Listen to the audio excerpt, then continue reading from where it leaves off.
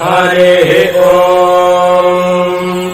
गणानाम् त्वा गणपतिम् हवामहे कविम् कवीनामुपमश्रवस्तमम् ज्येष्ठराजम् ब्रह्मणाम् ब्रह्मणस्पत आनः शृण्वन्नोतिभिः सीदसादनम् श्रीमहागणाधिपतये नमः। अस्य श्रीरुद्रस्य प्रश्नस्य अघोर ऋषिः अनुष्टुप्छन्दः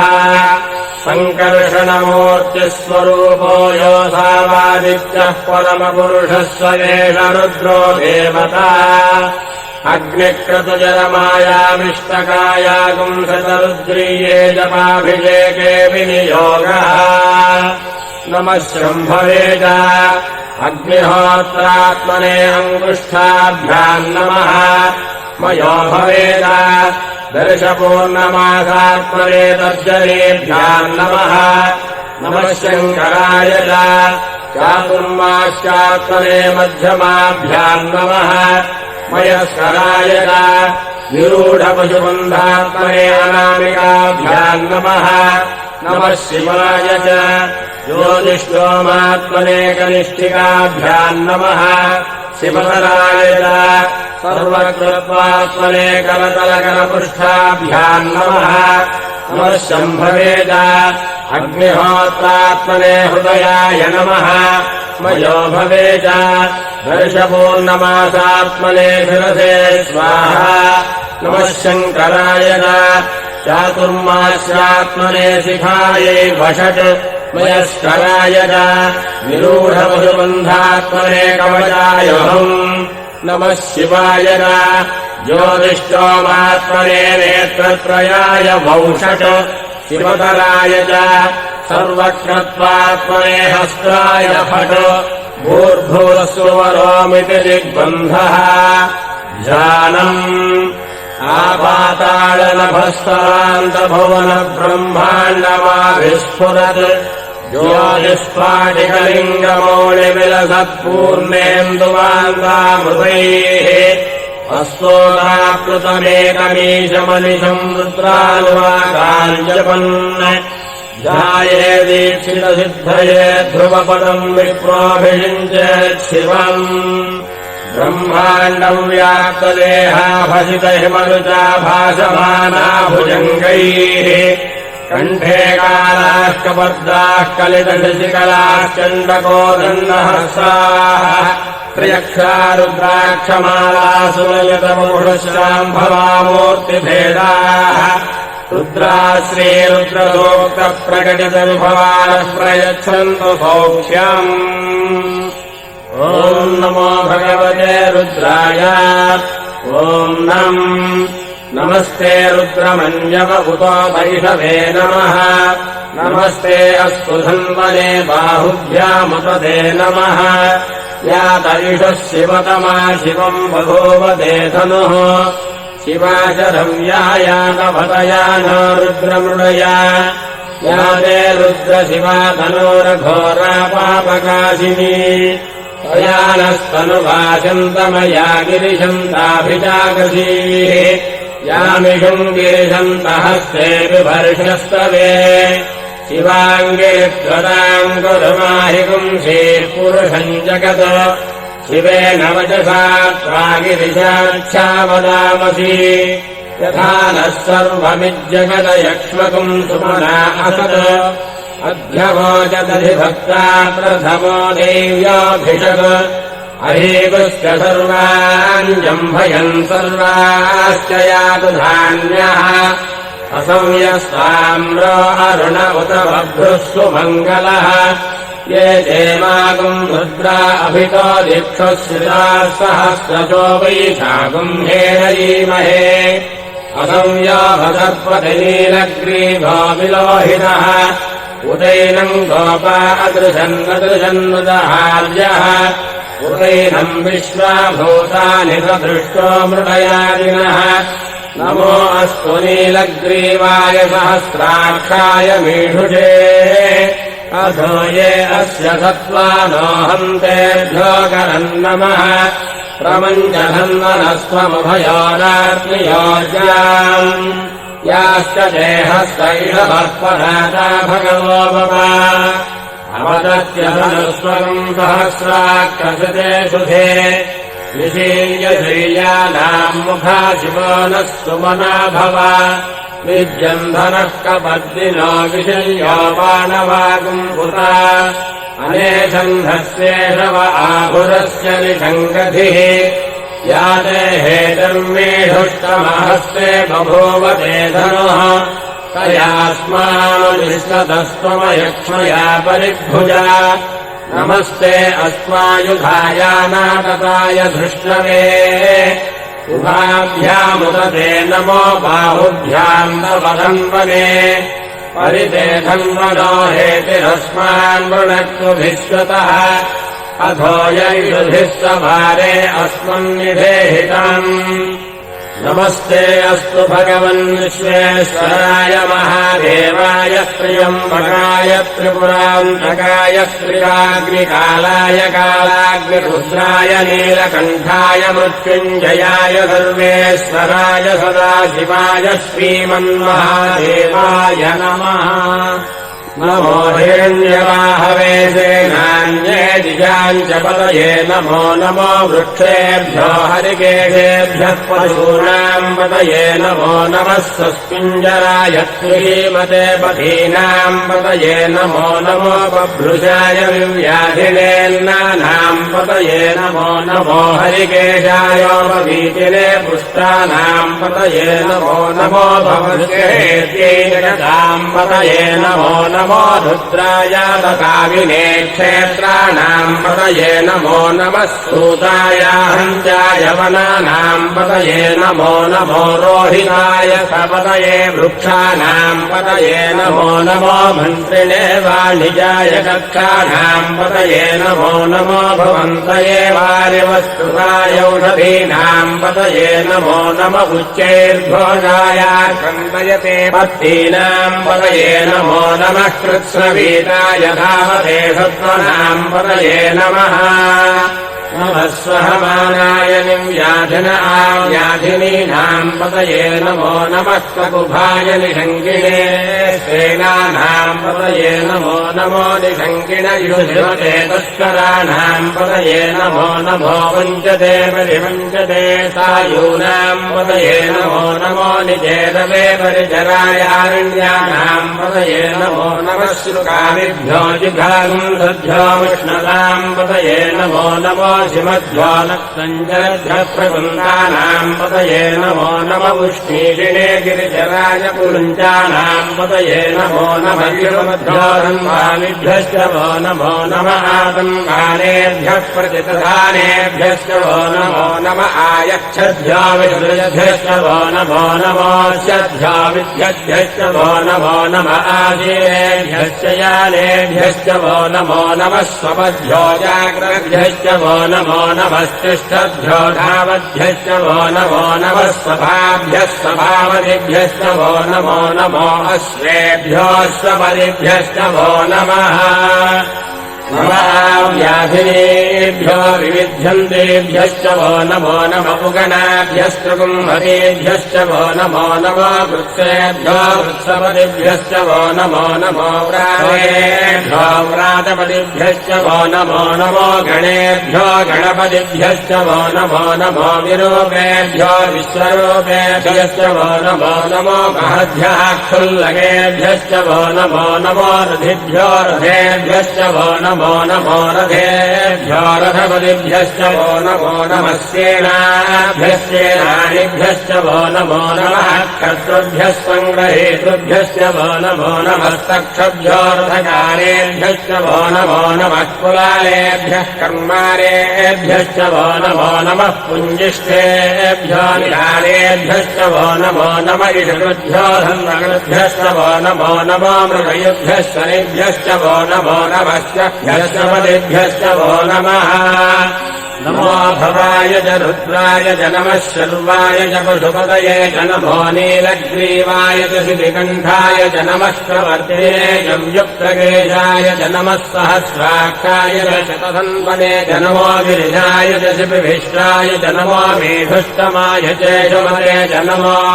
ह्रस्वाय च वामनाय च नमो बृहते च वर्षीयते च नमो वृद्धाय च संवृद्धने च नमो अग्र्याय च प्रथमाय च नमः आशवे चाजिराय च नमः शीघ्रियाय च शीघ्राय च नमः ऊन्याय चावस्रन्याय च नमः स्रोतस्याय च दीर्घाय च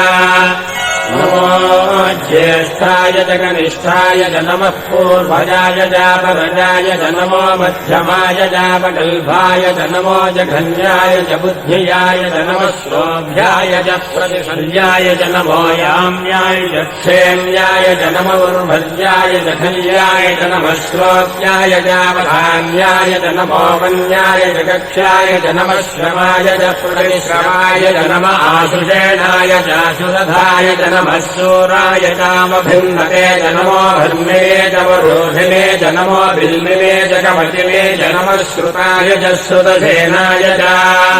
नमो दुन्दुभ्याय च हनन्याय च नमो धृष्णवे च प्रमृताय च नमो धूताय च प्रहिताय च नमो निहङ्गिने च सुधिमते च नमः तीक्ष्णे सवेराजुहे च नमः स्वायुधाय च सुधन्वने च नमः श्रुत्याय च पच्छाय च नमः शाट्याय च नीत्याय च नमः सूर्याय च सरस्याय च नमो नाद्याय च वैशन्ताय च नमः पूज्याय च भक्ष्याय च नमो वर्ष्याय च वर्षाय च नमो मेघ्याय च विद्युत्याय च नमः ईध्र्याय च तप्याय च नमो वात्याय च रेश्म्याय च नमो वास्तव्याय च वास्तुराय च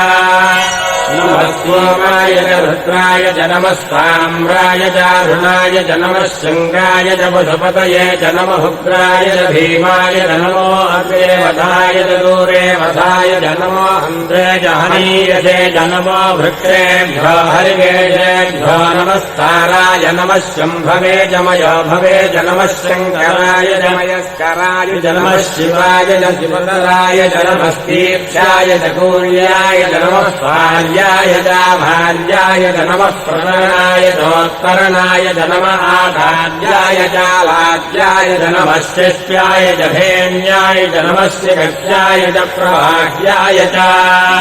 रमयेण्याय च प्रवत्स्याय च नमः क्रिगंशिलाय च क्षयणाय च नमः प्रवर्धिने च पुलस्तये च नमो गोष्ठ्याय च गुह्याय च नमः शल्याय च गेष्ट्याय च नमः कात्याय च गह्वरेष्ठाय च नमो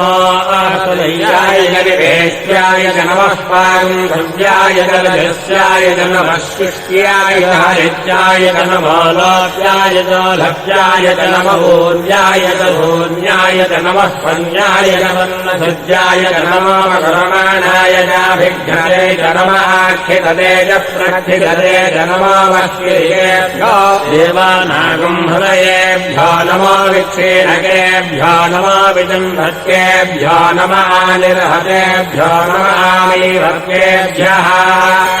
द्रापे अन्धदस्पते नरध्वन्नीललोहिता येषाम् मरुषाणामेषाम् पशूनाम् माभेर्मा रोमो येषाम् किञ्चनाममत याते रुद्रशिवातनोः शिवाभिश्वाह भेषजी शिवा रुद्रस्य भेषजी तया नामृजीवसे इमागम् रुद्राय तमसेकभर्जिने क्षयद्वीराय प्रभरामहे मतिम् यथा नः शमसद्विपदे चतुष्पदे विश्वम् पृष्टम् ग्रामे अस्मिन्ननातुरम् मृणाना रुद्रोतनामयस्कृधिक्षयद्वीराय नमसा विधेमते यच्छञ्जयाश्च मनुरायजेभिता तदस्यामतमरुद्रप्रणीतौ मानो महान्तमुतमानो अर्भकम् मानमुक्षन्तमुतमानमुक्षितम्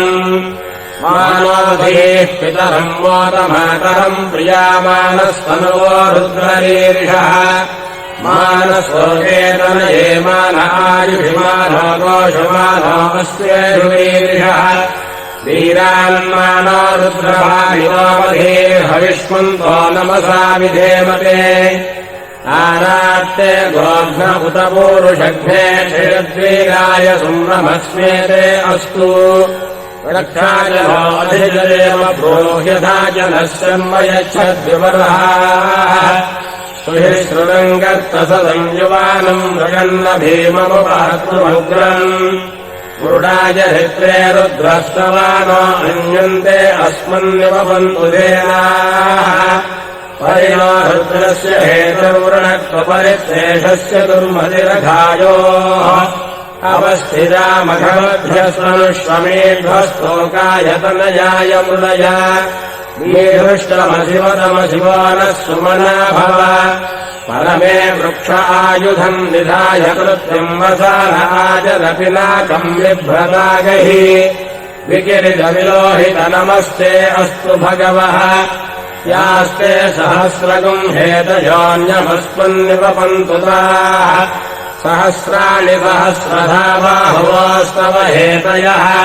तासामीशानो भगवः पराचीनामुखाकृधि सहस्राणि सहस्रजो ये रुद्राधिभूम्याम् तेषागम् सहस्रयो जने मधन्वानि तन्मसि अस्मिन्महत्यन्धवेऽन्तरिक्षे भवा अधि नीलग्रीवाश्च दिगण्ठाः सर्वा अधः क्षमाचराः नीलग्रीवाश्च दिगण्ठादिवगम् रुद्रामुपश्रिताः ये वृक्षेषु सस्पिञ्जरा नीलग्रीवा विलोहिताः ये भूतानामधिपतयो विशिखासः कभर्दिनः ये अन्येषु विविध्यन्ति पात्रेषु पिबतो जनान् ये पथाम् पथिरक्षय ऐलभृतायव्युधः ये तीर्थानि प्रचरन्ति सुरावन्तानि हङ्गिनः य एतावन्तश्च भूयागुंसश्च दिशो रुद्राविरस्थिरे तेषागम् सहस्रयो जने वधन्वानि तन्मसि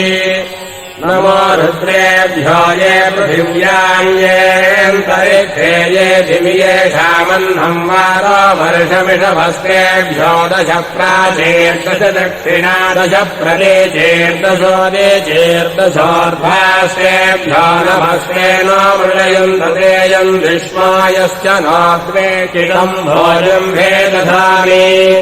त्र्यम्बकम् यजामहे सुगन्धिम् पुष्टिवर्धनम् उर्वारुकमिव बन्धनान् मृत्योर्मुक्षीयमामृतात् यो रुद्रो अग्नौ यो अप्सु य ओषधीषु यो रुद्रो विश्वाभुवना विवेश तस्मै रुद्राय नमो अस्तु ये ते सहस्रमयुतम् पाशामृत्योमर्त्याय हन्तवे तान् यज्ञस्य मायया सर्वानवयजामहे मृत्यभे स्वाहा मृत्यभे स्वाहा प्राणानाम् ग्रन्थिरसि रुद्रो मा विशान्तकः तेनान्येनाप्यायस्व नमो रुद्राय विष्णवे मृत्युर्मे पाहि ॐ शान्तिः शान्तिः शान्तिः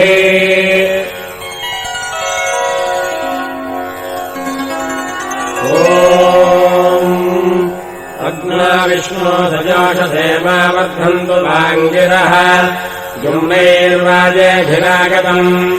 वाजश्च मे प्रसवश्च मे प्रयतिश्च मे प्रसिदिश्च मे धीतिश्च मे क्रतुश्च मे स्वरश्च मे श्लोकश्च मे श्रावश्च मे श्रुतिश्च मे ज्योतिश्च मे सुभश्च मे बाणश्च मे बाणश्च मे व्यानश्च मे सुश्च मे चित्तम् च महाधीतम् च मे वाक्च मे मनश्च मे चक्षश्च मे श्रोत्रम् च मे दक्षश्च मे बलम् च महोजश्च मे सहश्च महायुश्च मे जना च महात्मा च मे धनोश्च मे जन्म च मे वन्म च मे अङ्गानि च मे स्वानि च मे पुरोवंश च मे शरीराणि च मे ज्येष्ठम् च महाधिपत्यम् च मे मन्युश्च मे भावश्च मे वश्च मे म्भश्च मे देवा च मे महिमा च मे वरिमा च मे प्रतिमा च मे भस्मा च मे द्राभिया च मे बुद्धम् च मे बुद्धिश्च मे भक्तिम् च मे श्रद्धा च मे जगच्च मे धनम् च मे वशश्च मे कृषश्च मे क्रीडा च मे बोधश्च मे जातम् च मे जनिष्यमानम् च मे सूक्तम् च मे सुहृदम् च मे वित्तम् च मे वेद्यम् च मे भूतम् च मे भविष्यच्च मे सुगम् च मे सुपथम् च मर्धम् च मर्धिश्च मे क्लुप्तम् च मे क्लुप्तिश्च मे मतिश्च मे सुमतिश्च मे च मे मयश्च मे प्रियम् च मे कामश्च मे कामश्च मे सौमनसश्च मे भद्रम् च मे श्रेयश्च मे वश्यश्च मे यशश्च मे भगश्च मे द्रविणम् च मे जन्ता च मे धत्ता च मे क्षेमश्च मे धृतिश्च मे विश्वम् च मे महश्च मे संविच्च मे ज्ञात्रम् च मे सोश्च मे प्रशोश्च मे तीरम् च मे लयश्च मरतम् च मे मृतम् च मे यक्ष्मम् च मे नामयश्च मे जीवादुश्च मे दीर्घायुष्मम् च मे नमित्रम् च मे भयम् च मे सुखम् च मे शयनम् च मे शोषा च मे सुदिनम् च मे ोश्च मे सौहृदा च मे पयश्च मे रसश्च मे घृतम् च मे मधु च मे सद्भिश्च मे सपेतिश्च मे कृषिश्च मे वृष्टिश्च मे जैत्रम् च मौद्भिद्यम् च मे रजश्च मे राजश्च मे पुष्टम् च मे पुष्टिश्च मे विभुज मे प्रभुज मे बहुज मे भोजश्च मे पूर्णम् च मे पूर्णतरम् च मे क्षयश्च मे कूजवाश्च मे अन्नम् च मे खृश्च मे व्रीहयश्च मे जवाश्च मे माघाश्च मे शिलाश्च मे मुद्राश्च मे खल्वाश्च मे गोधूमाश्च मे मधुराश्च मे प्रियङ्गवश्च मे नमश्च मे श्यामाकाश्च मे दीवाराश्च मे अपश्माच मे मृत्तिकाच मे घृजश्च मे पर्वताश्च मे शिखराश्च मे वनस्पतयश्च मे हिरण्यम् च मे यश्च मे शीलम् च मे तपश्च मे श्यामम् च मे लोहम् च मे अग्निश्च आपश्च मे वीरुधश्च मौषधयश्च मे कृष्णभज्यम् च मे कृष्णभज्यम् च मे ग्राम्याश्च मे पशवरण्याश्च यज्ञेन कल्पन्ताम् वित्तम् च मे वित्तिश्च मे भूतम् च मे भूतिश्च मे वसु च मे वसुतिश्च मे कर्म च मे शक्तिश्च मे अर्धश्च मयेमश्च मयितिश्च मे गतिश्च मे अग्निश्च महीन्द्रश्च मे सोमश्च महीन्द्रश्च मे सविता च महीन्द्रश्च मे सरस्वती च महीन्द्रश्च मे पूजा च महीन्द्रश्च मे बृहस्पतिश्च महीन्द्रश्च मे मित्रश्च महीन्द्रश्च मे वरुणश्च महीन्द्रश्च मे त्वष्टा च महीन्द्रश्च मे धाता च महीन्द्रश्च मे विश्वश्च महीन्द्रश्च मे श्वनो च महीन्द्रश्च मे मरुतश्च महीन्द्रश्च मे विश्वे च मे देवा इन्द्रश्च मे पृथिवी च महीन्द्रश्च मे अन्तरिक्षम् च महीन्द्रश्च मे ज्योश्च महीन्द्रश्च मे दिशश्च महीन्द्रश्च मे मूर्धा च महीन्द्रश्च मे प्रजापतिश्च महीन्द्रश्च मे पुंसश्च मे रश्मिश्च मे दाभ्यश्च मे धिपतिश्च मौभावंसश्च मेऽन्तर्यामश्च महीन्द्रवायवश्च मे मैत्रावरुणश्च माश्विनश्च मे प्रस्थानश्च मे शुक्रश्च मे मन्धी च आग्रयणश्च मे वैश्वदेवश्च मे धमश्च मे वैश्वानरश्च मरुद्ग्रहाश्च मे दिग्राह्याश्च मैन्द्राग्निश्च मे वैश्वदेवश्च मे मरुत्वदीयाश्च मे माहेन्द्रश्च आदित्यश्च मे सावित्रश्च मे सारस्वतश्च मे पौष्णश्च मे पात्रीपदश्च मे हानीयोजनश्च मे सिद्धश्च मे बर्हिश्च मे वेदिश्च मे धिष्ण्याश्च मे सुजश्च मे चमगाश्च मे ग्रावाणश्च मे स्वरवश्च मौवरवाश्च मे धिषमणे च मे रोणकलशश्च मे वायुव्यानि च मे भूतभृश्च महाधमनीयश्च महाग्नेर्घम् च मे हविर्धानम् च मे गृहाश्च मे सदश्च मे पुरोराजाश्च मे वजनाश्च मे वमृधश्च मे स्वनागारश्च मे अग्निश्च मे धर्मश्च मेऽर्कश्च मे सूर्यश्च मे प्राणश्च मे स्वमेधश्च मे पृथिवी च मे दिदिश्च मे दिदिश्च मे ज्योश्च मे चक्वरीरङ्गुलयोधिश्च मे यज्ञेन कल्पन्तामृश्च मे साम च मे सोमश्च मे ययुश्च मे दीक्षा च मे तपश्च मरुतश्च मे व्रतम् च मे होरात्रयोर्वृष्ट्याबृहद्रथन्तरे च मे यज्ञेन कल्पेताम् गर्भाश्च मे वत्साश्च मे त्रियविश्च मे त्रियवी च मे नित्यवाच मे नित्यौही च मे पञ्चाविश्च मे पञ्चावी च मे त्रिवत्सश्च मे त्रिवत्सा च मे तुर्यवाच मे तुर्यौही च मे पष्ठवा च मे पष्टौही च मुक्षा च मे वधा च मर्षभश्च मे वेहश्च मे लड्वान् च मे धेनुश्च महायुर्यज्ञेन कल्पताम् प्राणोयज्ञेन कल्पताम् अपानायज्ञेन कल्पताम् ज्ञानोयज्ञेन कल्पताम् चक्षुर्यज्ञेन कल्पताम् श्रोत्रम् यज्ञेन कल्पताम् मनो यज्ञेन कल्पताम् वाग्यज्ञेन कल्पताम् आत्मा यज्ञेन कल्पताम् यज्ञो यज्ञेन कल्पताम् एकाच मे तिष्ठश्च मे पञ्चज मे सप्तज मे नवज मे एकादशज मे त्रयोदशज मे पञ्चदशज मे सप्तदशज मे नवदशज मे एकविंशतिश्च मे त्रयोविंशतिश्च मे पञ्चविंशतिश्च मे सप्तविंशतिश्च मे नवविंशतिश्च मे एकत्रिंशच्च मे त्रयस्त्रिंशच्च मे चतुस्रश्च मे षोडश मे द्वादशच मे षोडशच मे विंशतिश्च मे चतुर्विंशतिश्च मे षाविंशतिश्च मे द्वात्रिंशच्च मे षट्त्रिंशच्च मे चत्वारिंशच्च मे चतुश्चत्वारिंशच्च मे अष्टाचत्वारिंशच्च मे वाजश्च प्रथमश्चापितश्च क्रतुश्च सुमश्च मूर्धायश्च भौवनश्च भुवनश्चाधिपतिश्च ृहस्पतिर्ब्रह्मदारिंसिषद्विश्ये देवासो प्रवाजः पृथिर्माधर्मायुंधेर्मधुमनिष्ये मधुजनिष्ये मधुवक्ष्यामि मधुमनिष्यामि मधुमतेम् देवेभ्यो वाचमुद्यागम् शुश्रूषेण्याम् मनुष्येभ्यः सम्मा देवावन्तु शोभायै पितरो नमो ॐ शान्तिः शान्तिः शान्तिः